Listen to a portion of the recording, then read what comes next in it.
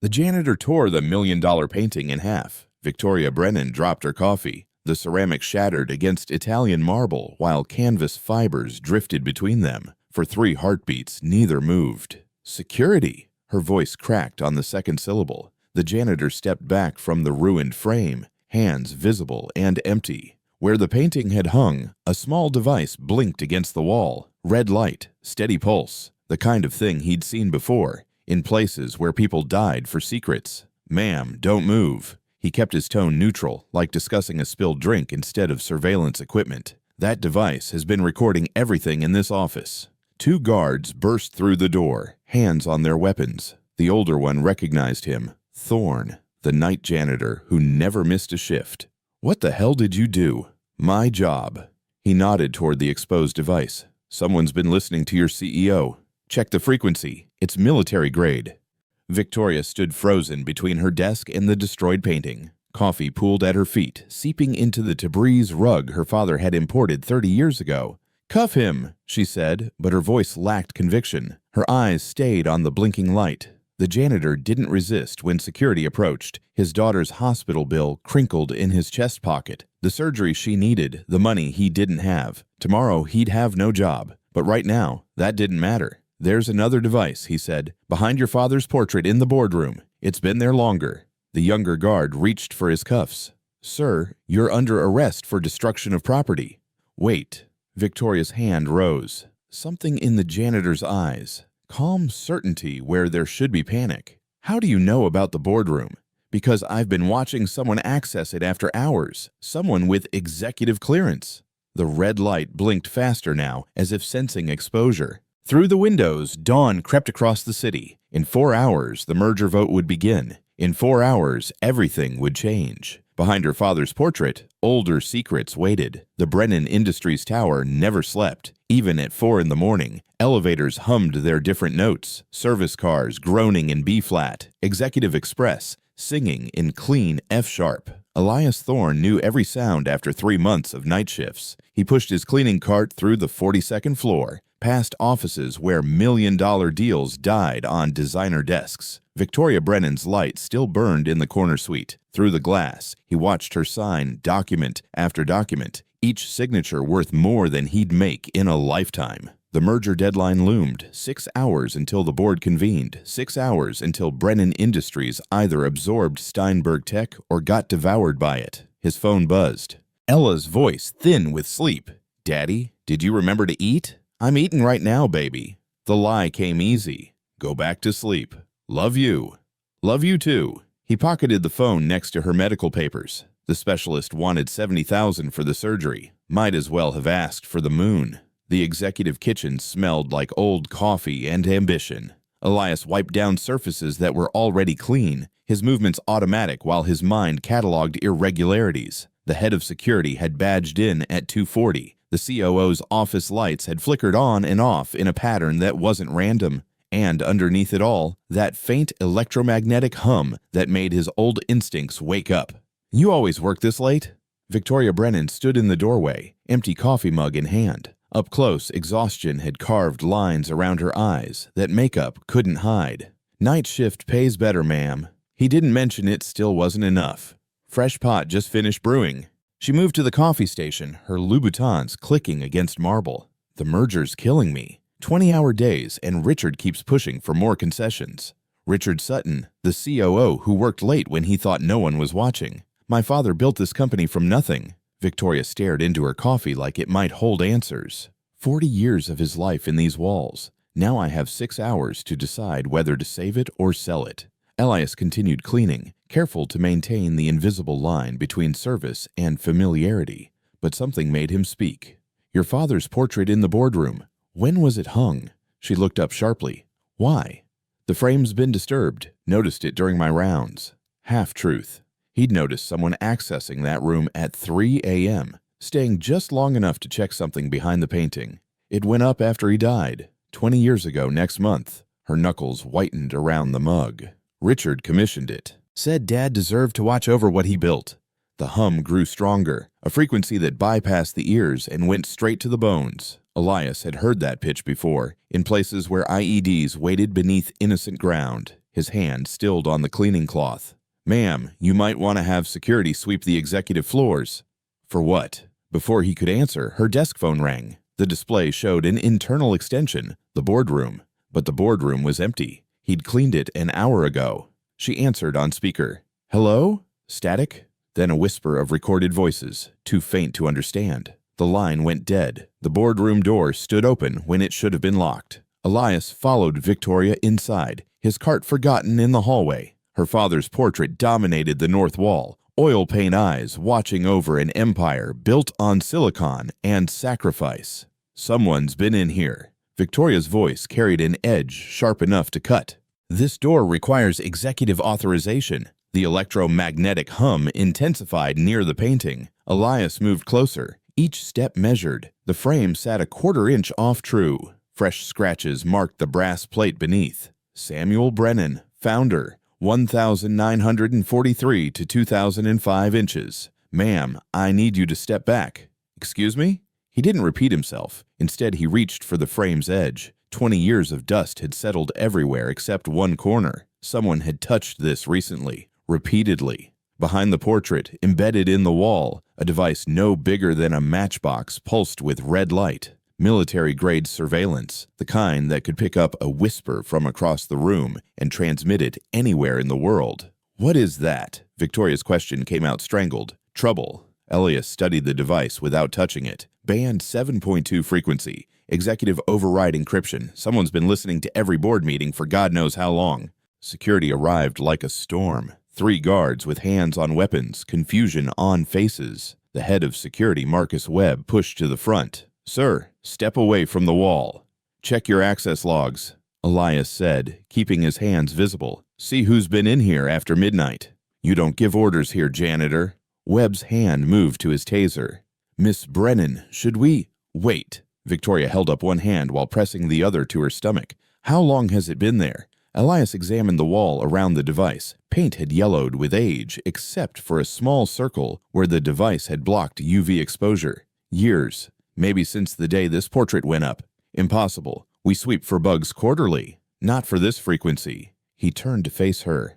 "This is intelligence grade, the kind of tech that costs more than most people's houses. Someone with serious resources wanted your secrets." Through the boardroom windows, the city sparkled with false promises. In 4 hours, the merger vote would begin. Every strategy, every negotiation, every private fear shared in this room. Someone had heard it all. "Destroy it," Victoria ordered. "Can't." Elias shook his head. "Tamper switch. Touch it wrong and it'll wipe its memory. Destroy any evidence of who's listening. You need a specialist." Webb stepped forward. "And I suppose you just happen to be one?" The challenge hung in the air. Elias thought of Ella, asleep in their cramped apartment, dreaming through pain that medicine could fix if only he could afford it. He thought of his discharge papers, the security clearance that had expired with his uniform, the promises he'd made to leave that world behind. "Give me 10 minutes, he said. "If I can't disable it safely, arrest me." "Arrest you?" Webb laughed. "Boy, you just admitted to knowing about military surveillance equipment. You're all ready." The lights cut out. Emergency power kicked in a heartbeat later, bathing everything in red. The surveillance device blinked faster now, its rhythm matching some unheard countdown. Through the crimson gloom, Richard Sutton stood in the doorway. "What's going on here?" The COO's silk tie caught the emergency lights like a noose. "Victoria, why aren't you preparing for the vote?" She looked between Richard and the device, calculation replacing shock in her eyes. "Did you know about this?" "Know about what?" But Elias caught it. The microsecond glance at the portrait, the fingers that drummed a nervous pattern on his $2,000 briefcase. Tells that meant nothing unless you'd spent years reading them in people who lied for a living, or dying. Everyone out except security. Richard's command filled the red-tinged boardroom. "This is now a crime scene." Elias didn't move, neither did Victoria. The surveillance device blinked between them like a mechanical heartbeat, recording everything. Through the emergency lighting, shadows turned Richard's face into sharp angles and darker intentions. "I set out." Richard stepped toward Elias. "You've done enough damage." "He stays." Victoria's voice cut through the tension. "He found the device." "Convenient, isn't it?" Richard adjusted his gold cufflinks. nervous energy seeking outlet. Night Janitor just happens to discover military-grade surveillance. Maybe we should check his background. Webb pulled out his tablet. Already on it, sir. The device's frequency shifted, almost imperceptible. Elias recognized the pattern, automated data dump triggered by the power disruption. Somewhere, someone was receiving 20 years of recorded conversations, every secret, every strategy, every private moment in this boardroom. Ma'am, Elias kept his tone level. You mentioned your father's portrait went up after his death. Who had access to this room during installation? Why does that matter? Richard's fingers drummed faster. Because there's another device? Victoria's hand found the boardroom table for support. What? Elias moved to the portrait, careful not to touch anything. Look at the paint discoloration. 2 different aging patterns. Someone installed the first device when the portrait went up, then added the second one later. He met Richard's eyes. The question is why? This is ridiculous. Richard pulled out his phone. I'm calling the FBI. We need professionals, not conspiracy theories from the cleaning staff. Strange thing to say. Elias watched him dial. I never mentioned a conspiracy. Richard's thumb hesitated over the screen. Around them, emergency lights painted everything the color of blood and bad decisions. Webb's tablet beeped, background check results loading. In 3 hours and 45 minutes, board members would fill these chairs. In 3 hours and 45 minutes, a merger worth billions would live or die based on information someone had been stealing for 2 decades. The FBI won't help, Victoria said quietly. Not in time. The vote happens at 8 sharp. If we delay, Steinberg's hostile takeover provisions kick in. Then we handle this internally. Richard's smile had too many teeth. Webb, escort Mr. Thorne, Webb read from his tablet. Elias Thorne, employed 3 months. Background shows. Huh. Shows what? Webb turned the screen toward Richard. Whatever he saw made the COO's face go pale beneath the red lights. Naval EOD. Richard set down his phone with exaggerated care. Explosive ordnance disposal. 6 tours, Bronze Star, honorable discharge. He looked at Elias with new calculation. You're not just a janitor. I am now. Elias thought of Ella's medical bills, the specialty surgeon who wouldn't wait, the insurance that wouldn't cover experimental treatments. But I know surveillance tech. And I know someone in this room is lying. Victoria moved toward the portrait. My father died in a car accident. Single vehicle. No witnesses. The investigators said he fell asleep at the wheel. Don't. Elias caught her wrist before she could touch the frame. If there's evidence back there, we need to preserve it. She jerked away but stopped reaching. Evidence of what? Of why someone needed to monitor this room for 20 years. Of why they're still monitoring it now. The lights flickered, main power trying to restore. In that stutter step between red and white, Elias saw it. The second device, older and bulkier, tucked behind the portrait's lower corner. Not surveillance equipment.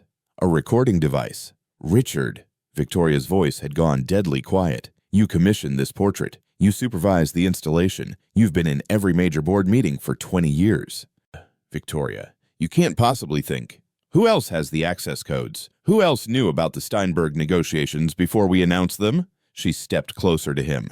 Who's been pushing me to accept their offer, even though it undervalues us by 30%? The main light snapped back on. In the harsh, fluorescent glare, Richard Sutton looked like a man watching his house of cards collapse. His fingers found his cufflinks again, twisting them like prayer beads. Behind Samuel Brennan's painted smile, secrets waited to destroy them all. You're paranoid. Richard's voice filled the boardroom like poison gas. 20 years I've served this company. 20 years cleaning up your father's messes, and this is how you repay me. He turned to the gathering crowd, senior executives drawn by the commotion, security personnel unsure whose orders to follow. Our CEO is taking the word of a janitor over her most trusted advisor. Ask yourselves why. Elias recognized the tactic. Deflect, discredit, destroy.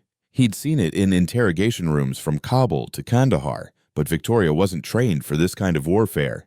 The device is real, she said, voice shaking. Everyone can see it. Of course it's real. Richard spread his hands like a reasonable man making an obvious point.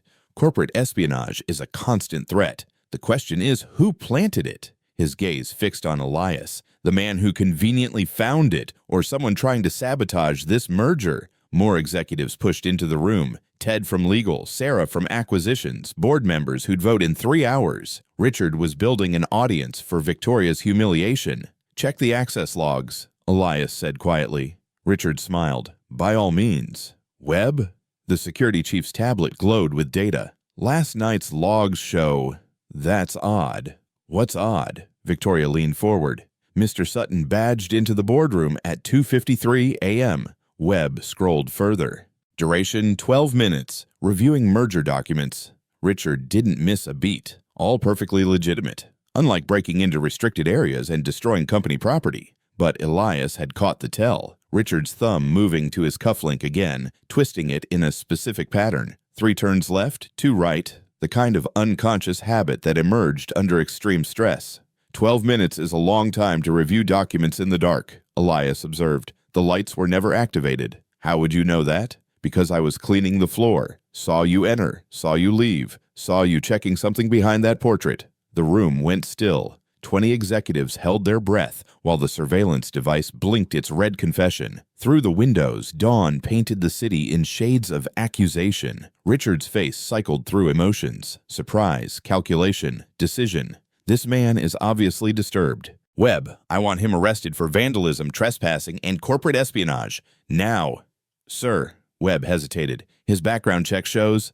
I don't care if he's a war hero. He's a security threat. Richard pulled out his phone. I'm calling an emergency board meeting. We vote in 1 hour, not 3. You can't do that, Victoria said. The bylaws require extraordinary circumstances override standard protocol. Section 15.3. Richard's fingers flew across his phone screen. Board members are being notified now. 1 hour to save this company from whoever's trying to destroy it. Elias felt the trap closing. Accelerate the timeline. Force a vote before evidence could be properly examined. Classic pressure tactic. But something else nagged at him. The second device behind the portrait, older and waiting. Before you vote, Elias said loud enough for everyone to hear, you should know there are 2 devices. The surveillance equipment you can see, and something else. Something that's been recording since the day Mr. Brennan died. Richard's thumb stilled on his phone. You're lying. But sweat beaded on the COO's forehead. Am I? Then let's look. Elias moved toward the portrait. Unless you have some reason to keep us from...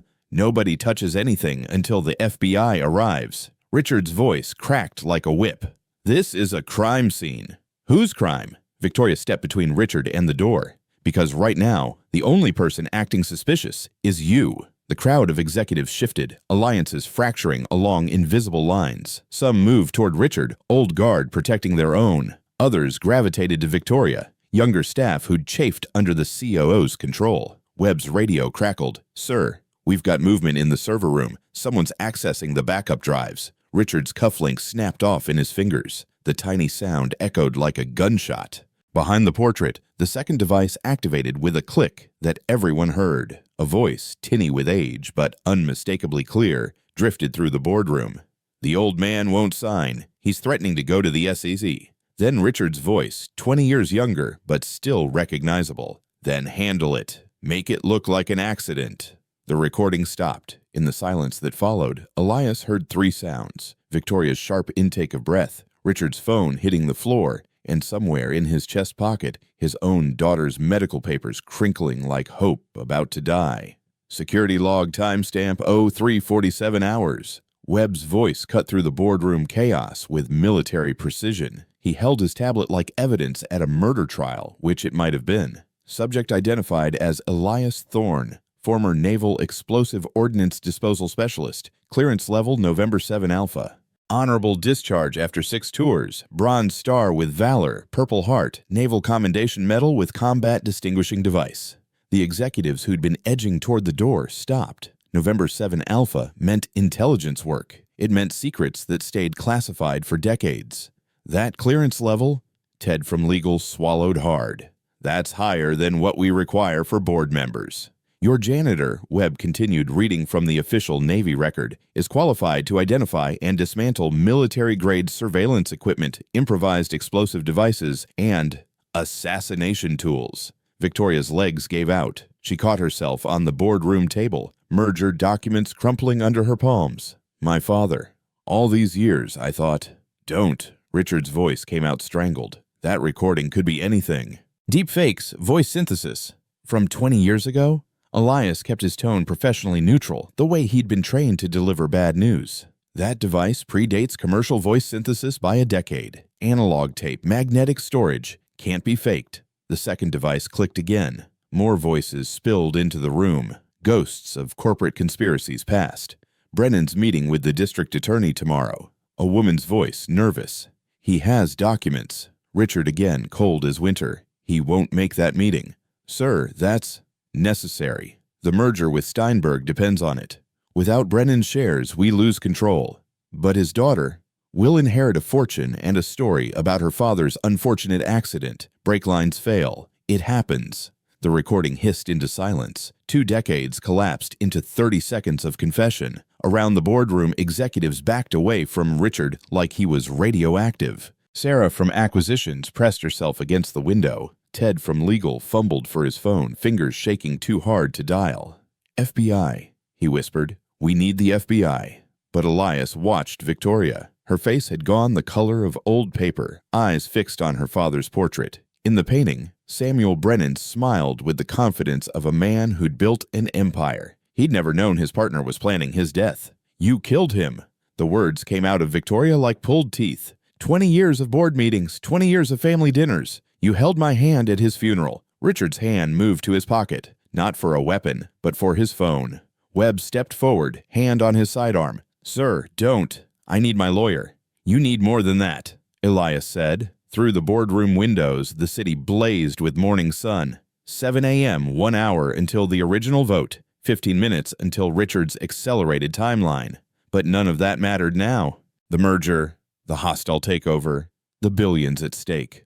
All of it built on a foundation of murder. How did you know? Victoria turned to Elias, mascara tracing black rivers down her cheeks. 3 months you've been here. How did you know to look? Elias pulled out his daughter's medical papers, smoothed them against the table. Ella's photo smiled up at them. Gap-toothed grin, hospital bracelet thin around her wrist. I needed this job, needed it bad enough to ignore things that felt wrong. But 2 weeks ago, I saw Mr. Sutton in here at 3 a.m., checking that device, making sure it still worked. So I started my own surveillance. He met Richard's eyes. The second device, the recorder, I installed it last week. Everything you've said in this room, every call you've made about the merger, every threat, I have it all. The lie came smooth as silk. Let Richard think the evidence was fresh, not 2 decades old. Let him panic about what else might be recorded. Richard's face twisted. You can't.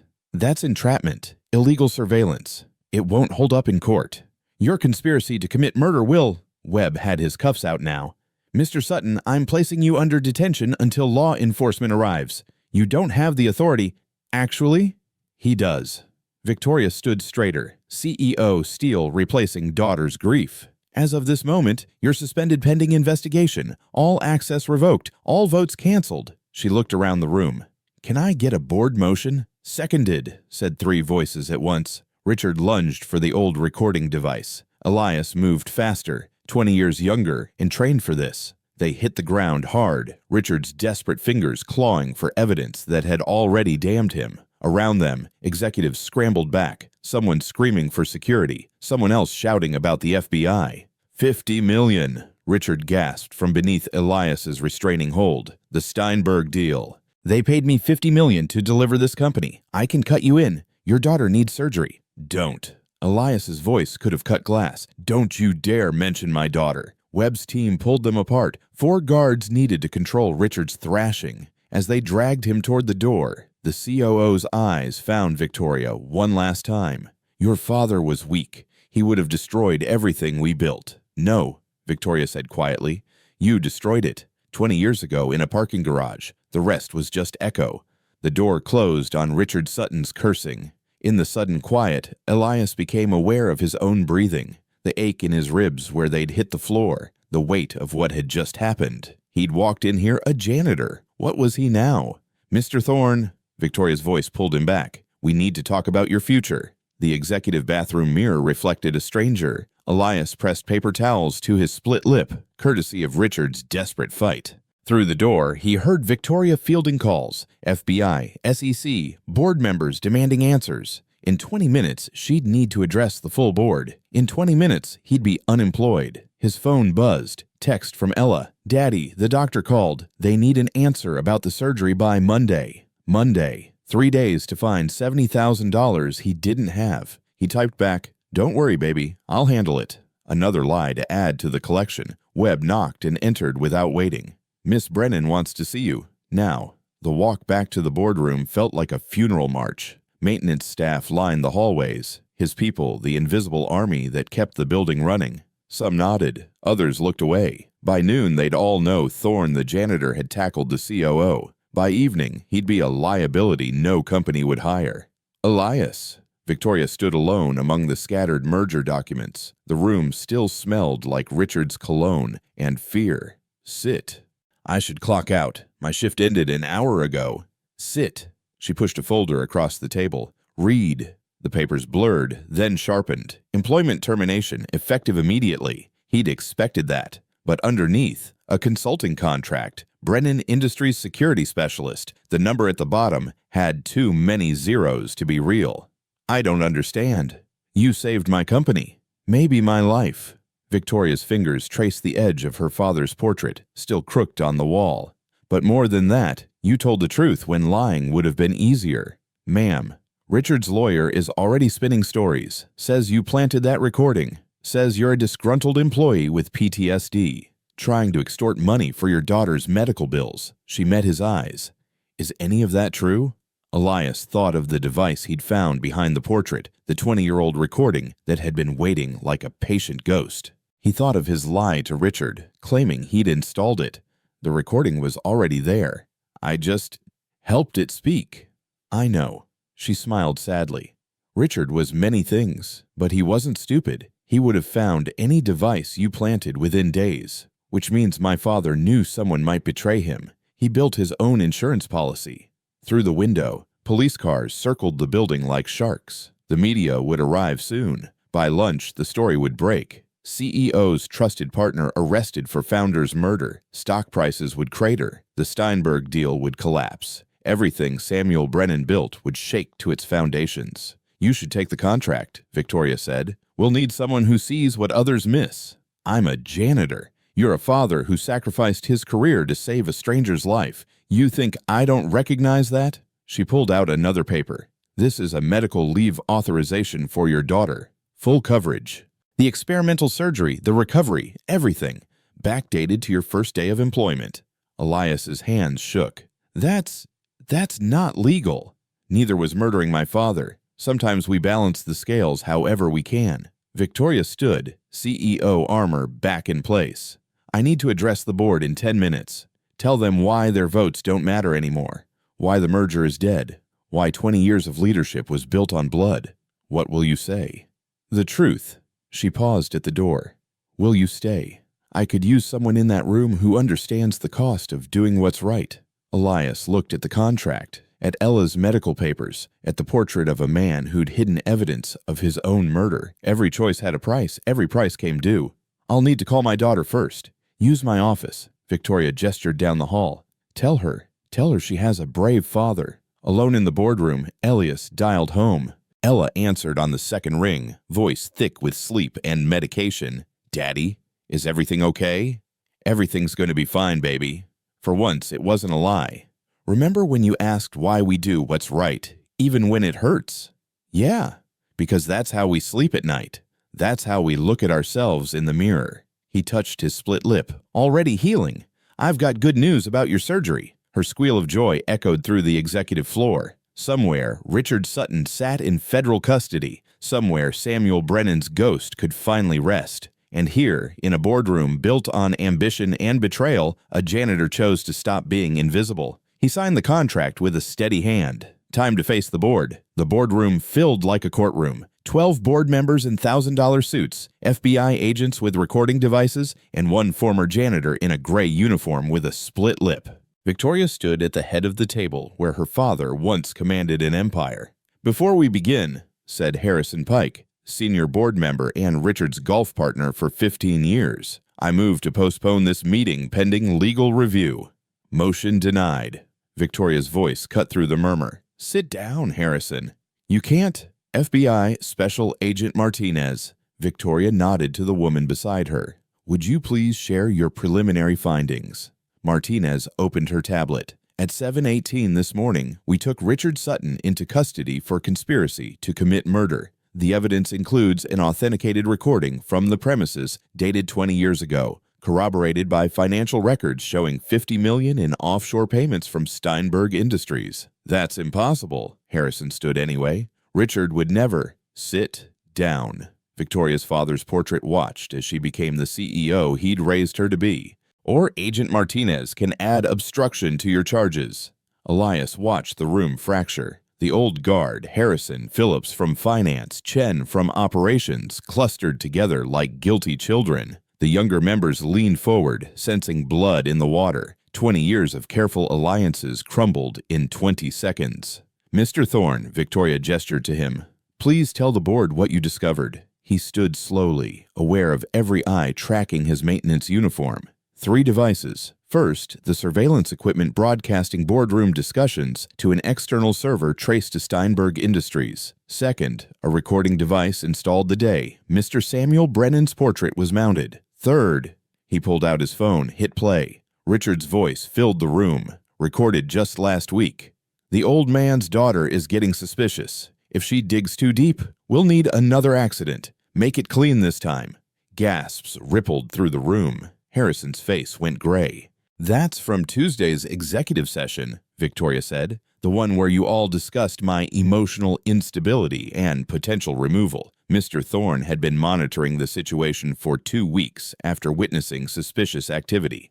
On whose authority? Phillips demanded. Mine. The lie came smooth from Victoria's lips. I hired him through a third-party security firm to investigate irregularities. His cover as a janitor gave him access Richard never suspected. Elias kept his expression neutral. She was rewriting history, giving him legitimacy, protecting them both. He'd play along. This is insane. Chen stood, phone in hand. I'm calling our lawyers. Call them. Victoria pulled out a stack of documents. Ask about the $7 million you received from Steinberg's subsidiary, or the property transfers, or the stock options that matured the day after my father died. The papers scattered across the table like accusations. Bank statements, property deeds. A 20-year paper trail of payoffs and bribes, all leading back to Richard Sutton and his plan to sell Brennan Industries piece by piece. We trusted him, Harrison whispered. I trusted him. My father trusted him. Victoria's voice could have frozen fire. That trust cost him his life. Agent Martinez stepped forward. Mr. Pike, Mr. Phillips, Miss Chen, we'll need you to come with us for questioning. Are we under arrest? That depends on your cooperation. The old guard filed out like prisoners, leaving empty chairs and shattered legacies. The remaining board members, 6 in total, looked at Victoria with new respect and old fear. In the corner, a court reporter's fingers flew across her stenotype, capturing every word for the legal proceedings that would consume the company for years. The merger with Steinberg is dead, Victoria announced. All agreements voided by criminal conspiracy. We'll take our losses and rebuild. The question is whether we rebuild together or whether you tender your resignations now. What about him? The youngest board member, Jessica Walsh, pointed at Elias. What's his role moving forward? Victoria smiled for the first time since dawn. Mr. Thorne exposed a 20-year conspiracy at great personal risk. Effective immediately, he's our new head of security, reporting directly to me. A janitor as head of security. A decorated Navy EOD specialist with intelligence clearance higher than anyone in this room. Victoria let that sink in. A man who saw what we all missed because we were too busy looking up to notice the rot at our feet. She turned to the portrait. My father built this company on trust and innovation. Richard perverted that into paranoia and greed. Today we choose which legacy we follow. One by one, the remaining board members voted. Unanimous confirmation. Elias Thorne, from night janitor to executive leadership in 8 hours. His phone buzzed. Text from Ella. Dad, are you really going to fix everything? He typed back. Already started, baby. Through the boardroom windows, news vans gathered like vultures. The stock market would punish them, competitors would circle, but Brennan Industries would survive because someone had been brave enough to tear down a painting and expose the rot behind it. One more thing, Victoria said as the board prepared to leave. She walked to her father's portrait, lifted it carefully from the wall. Behind it, besides the old recording device, was an envelope yellowed with age. Inside, Samuel Brennan's handwriting. For my daughter, when she's strong enough to stand alone. Trust is earned in shadows and proven in light. I pray someone helps you see both. Dad, she pressed the letter to her chest and looked at Elias. He knew. Somehow he knew. The boardroom emptied except for them. CEO and security chief, connected by tragedy and truth. Outside, the city churned on, indifferent to corporate catastrophes. Inside, two people began the work of rebuilding an empire on honest foundations. Thank you, Victoria said simply. Just doing my job. Elias straightened his maintenance uniform. Think they'll let me keep the gray outfit? I've grown attached. She laughed. First time in 20 years, the boardroom had heard that sound without calculation behind it. Keep whatever you want. You've earned it. He thought of Ella, waiting for news, of surgery scheduled and futures secured, of doing right when it hurt and finding it led to something better. Ma'am, one question. Victoria, just Victoria now. Victoria. The name felt strange after months of ma'am. What happens tomorrow? Tomorrow. She looked at her father's empty frame. Tomorrow we start telling the truth. All of it. No more secrets. No more shadows. That's going to be expensive. Not as expensive as 20 more years of lies. 3 months later, morning light flooded the executive conference room where Elias Thorne reviewed security protocols. His gray uniform hung in the closet of his new office, preserved like a talisman. The designer suit felt foreign, but the work felt right. Dad! Ella burst through the door, walking without pain for the first time in 2 years. Victoria said I could see your office. She's the CEO, baby. Call her Miss Brennan. She said to call her Victoria. Ella spun in a circle, arms wide. Your office is huge. Can I sit in your chair? He lifted her up, marveling at how light she felt without the weight of illness. The surgery had taken 12 hours. Recovery had taken 10 weeks. But here she was, whole and healthy, because a janitor had torn a painting and exposed the truth. Mr. Thorne? His assistant knocked. The forensic team found something else. Another hidden recording, this one in Richard's former office.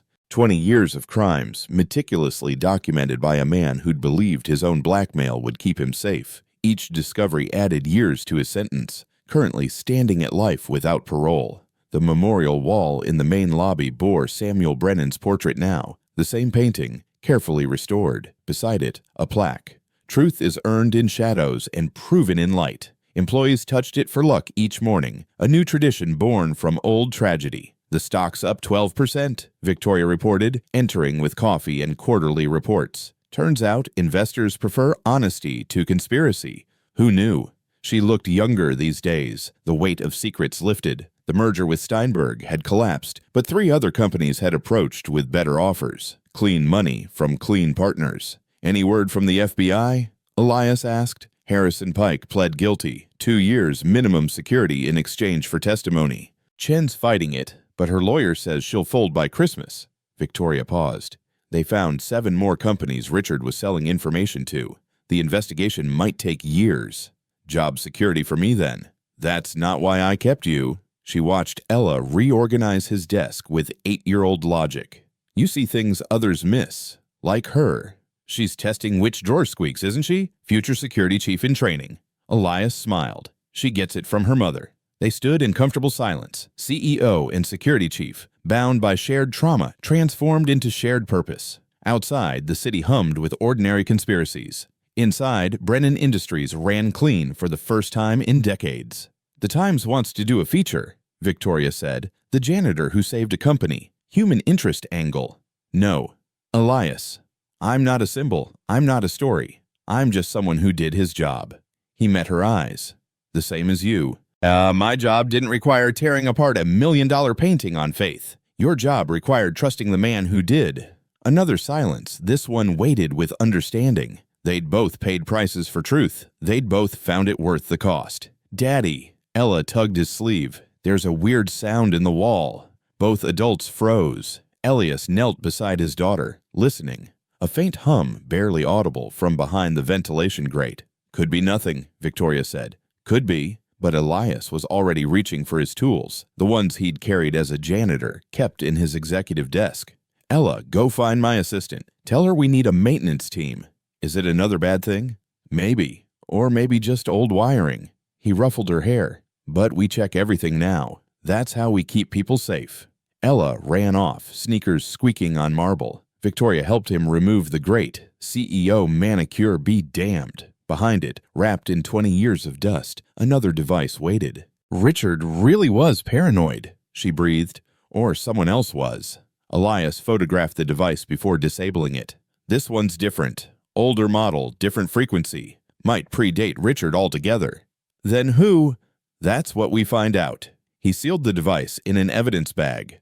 One secret at a time, one truth at a time. That's how we rebuild. Victoria straightened, brushing dust from her suit. You know this will never end. 20 years of corruption doesn't die overnight. Neither does doing the right thing. She smiled. The real one, not the CEO mask. Samuel Brennan would have liked you. He did like me. Hired me himself 23 years ago, fresh out of the Navy. Needed a job while I figured out college. Elias tucked the evidence bag away. I was a janitor here for 6 months before my deployment got recalled. He wrote me a recommendation letter, said I saw what others missed. Victoria's hand covered her mouth. You knew him. I knew a good man who trusted the wrong people. Now I work for his daughter, who trusts the right ones. He checked his watch. Speaking of which, the new security recruits arrive in an hour. Want to help me scare them? Scare them? Remind them that everyone watches. Everyone matters. The person cleaning their office might be the one who saves their life.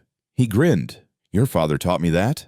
Through the window, the city sprawled in endless possibility. Somewhere, Richard Sutton sat in a federal cell. Somewhere, other conspiracies waited to be discovered. But here, in a building built on truth recovered from lies, a security chief and a CEO continued their work. Mr. Thorne, Ella reappeared with 3 maintenance workers. I brought help.